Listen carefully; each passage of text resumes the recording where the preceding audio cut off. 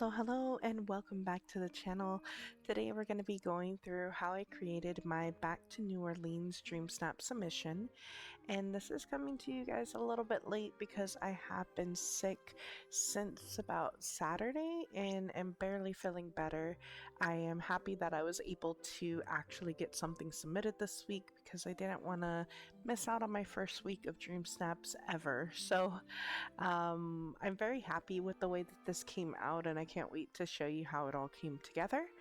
But this is the outfit that I came up with. I know a lot of people were using green this week, and I just wanted to use this dress. I know some people don't like it, but I love the brightness of it as well as the sparkles. So I wanted to lean into that with the platinum mini ears and the gold and silver accessories.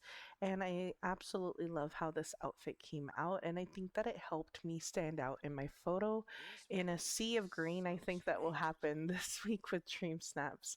So let's go ahead and transition over to taking a look at how we created the build, since this is a furniture challenge this week. So we started out in the Glade of Trust. I tore down my highest rank DreamSnap submission area with the Beauty and the Beast build that I had over here to put Tiana down. I knew that that was eventually going to have to happen because I want to make the Glade surrounded by Tiana and kind of a bayou vibe. So I wanted to do that eventually, but it kind of sucked to be honest. But we put Tiana's restaurant in the very back, and I didn't know what I wanted to do, so I just started placing down elements. So I put the little food stall next to Tiana's, put the little rail cart next to it, the gazebo, and started to build out this area. I was struggling with the kind of trolley and the rails. Ended up really simplifying this because I didn't want to just incorporate Tiana's Palace. I wanted to incorporate another house that kind of fit the vibes of New Orleans in my photo. And after building this all out over here and taking a painstakingly long time to fuss with the rail card and trying to create a little tram area, I realized that no houses that I wanted to use potentially were going to fit on the left hand side of this pond. So I ended up having to completely rework this entire area and move the different elements and swap them.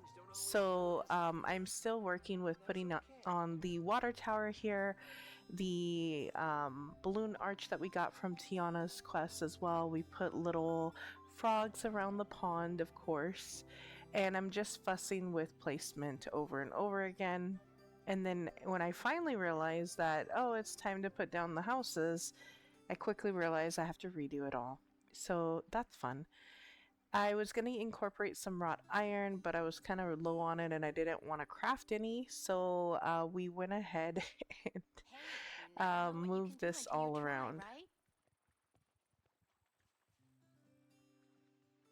So here we are moving everything over to the other side and redoing it again.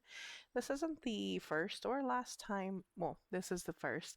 This isn't the last time, I will say, that we had to move things around significantly, because not only, granted, I was sick, so I give myself some grace here. Not only did I build it out without realizing the house wouldn't fit over there, secondly, I forgot that it was a decor challenge basically and was just building a scene, and then realized, oh, I don't have hardly any tags, and I had to move things forward and maneuver things around to be able to get some tags hidden behind the buildings and behind the rail cart, behind the water tower, behind the food stall, things like that, in order to boost up those tags.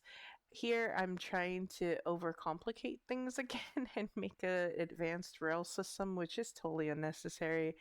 So I end up just, again, very much simplifying it to get at least a little bit of the cart in there, but I'm not gonna try to create a whole like platform. I've seen a lot of people do that for this week's DreamSnap and it looks gorgeous, but it's just not working with the vibes of what I was going for here. So I turn it sideways and put the railing underneath, and then eventually put a house covering half of it. And you can see it peeking through. It provides the aesthetic that I wanted, but it's just simple. So my kind of idea after I got going here was that this is Tiana's food district, and there is a rail cart coming into the area to bring tourists and locals alike down to this area within New Orleans where Tiana's food district is. So that's kind of what I was going for here. She has her own little thing set up here in the glade.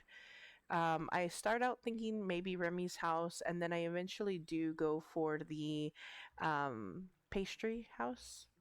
I don't know what it's called, the one with the croissant on the side, because I love that pop of red in the overhang of the building. So I wanted to incorporate that. We put some of the green ornate looking benches from one of the star paths along with these little potted magnolias to give it a little something in there. You can't really see it in the in photo, but it's a little pop of color in there. We put the main street pathing down around the pond, create a tiny little design there just for aesthetically, and then just build this all out around the pond to give it more of a cohesive like downtown vibe versus just having swampland. We put down some of the new water lilies that we have, and the ones that you can place on tables and floors as well. And then put some food on the table. Again, these elements aren't super visual, but I think they do add a little touch of it in the background. And I know that it's there, so I guess that's all that matters. So we put down some beignets, some seafood boils, and I forget what the other thing is called in the game. We put down some new foliage that we got from the Star Path as well as from the aerial bundle as well. And of course, fireflies. And I highly recommend putting these down last because they will impede you from doing basically anything, moving anything around underneath it. I thought I was done here and then had to move things forward when I realized that I didn't have the tags that I needed in the background, and had to remove those fireflies as I was trying to fix things because they are just in the way. You can't do anything beneath it. So trying to fit in this high tag cocoa stage was pretty difficult, and I realized that I needed to move everything forward. So here I am moving all of the stuff forward. And then we do end up moving the rail cart forward as well, because we needed more space behind it to junk pile some tags.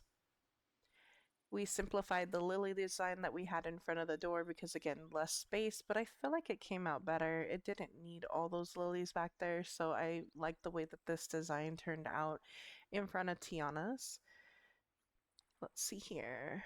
We also put back the fireflies, of course. I wanted to have a staggered firefly look, so I had some in the very back, some in the middle, and some in the foreground, just to give it a very not in depth, a very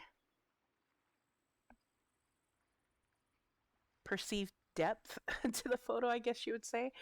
I'm moving the little tools that I have created as a barrier around to trap these villagers in my scene, and am just trying to fidget with all these junk tags.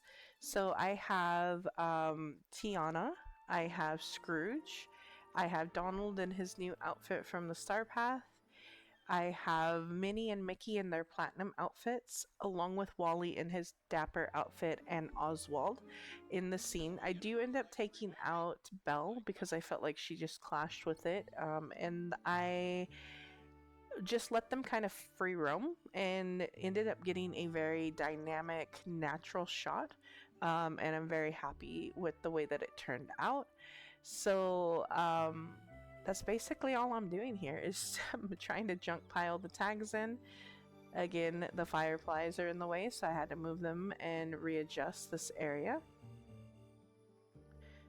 And I could only get so close there because the croissant on the side, you can't go underneath it with the tram or trolley. So I'm just working on maneuvering that around. I do end up placing that stage behind Tiana's water tower and kind of angling it in a way that you can't really see it, which is always my goal with junk tags. I want it to not impede the look and feel of my photo. I think that I need to use vinyls here, but I end up realizing you can't really see the vinyls anyway, so I remove them and just, again, move the tree a little and angle it behind to where you can't tell that the cocoa stage is behind there. And when you're taking a photo anyways, it does add a slight blur effect, so you can get away with having some items kind of in plain sight because you're not going to be able to see it through the blur. So that is all I'm doing here, is just Tetrising in all these tags and trying to utilize as many high tag options as possible. If there are things that meet all 4 tags, those are my priority to get in here. Otherwise, 3 tag, 2 tag, 1 tag is kind of how I do it. And I usually reserve the 2 tag, 1 tag options for smaller items to fill in little areas or to place items on tables. I end up realizing that that carriage is part of the tags that I could use, so I end up putting that in front of the gazebo.